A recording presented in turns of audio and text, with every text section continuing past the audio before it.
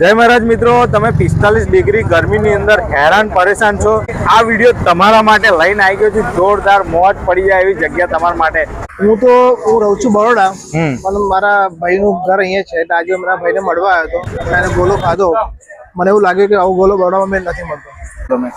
8 વર્ષથી અહીંયા આગળ છે અને 15 વર્ષ પહેલા ફાટકે ટીવીએસ શોરૂમની બહાર ઉભી હતી. બરોબર. અને અહીંનો ટાઈમિંગ શું હોય?